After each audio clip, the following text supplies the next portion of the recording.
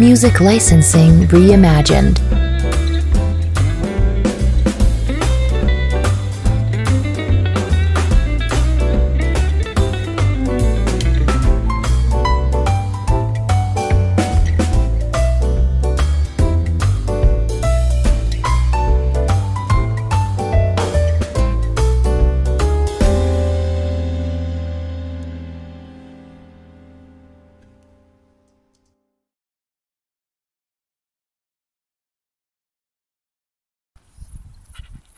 Ciao a tutti, bentornati a questo appuntamento video con una storia italiana.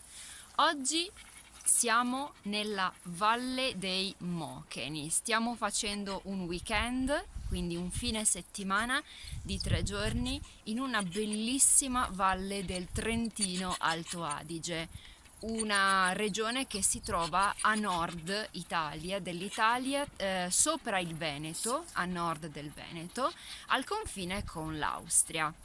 Noi siamo venuti qui per una ragione in particolare. Come potete vedere, alle mie spalle i colori dell'autunno stanno cambiando. Questo fenomeno, come immagino alcuni di voi sapranno, si chiama foliage in inglese oppure foliage in francese. L'italiano usa la parola francese, il foliage. Quindi siamo venuti qui durante questo weekend in questa bellissima valle per vedere il fenomeno del foliage. Ma che cos'è il foliage? È il cambiamento dei colori autunnali, quindi quando arriva l'autunno e gli alberi non sono più verdi ma cominciano a diventare gialli, rossi e arancio, ecco che questo è il fenomeno del foliage. È un fenomeno che in Italia si può vedere anche in altre regioni, a nord Italia, ma anche al centro Italia, nelle regioni delle Marche, dell'Umbria e anche un po' dell'Abruzzo. Il fenomeno di solito è conosciuto nel New England, quindi a nord-est degli Stati Uniti, ma per fortuna anche noi abbiamo il nostro bellissimo foliage.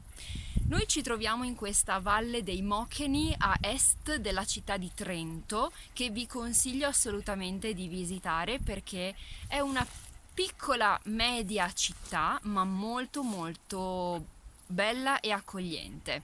Noi siamo qui sempre con il nostro accompagnatore di viaggio e assistente Kiki, che ha deciso di prendersi una pausa dalla camminata e siamo in pausa e tra qualche minuto riprendiamo la nostra passeggiata. Continuate a seguirci perché ci saranno altre fotografie sui social media, Facebook, Instagram e poi continueremo il nostro viaggio. Io vi ringrazio e ci vediamo la prossima volta. Ciao a tutti!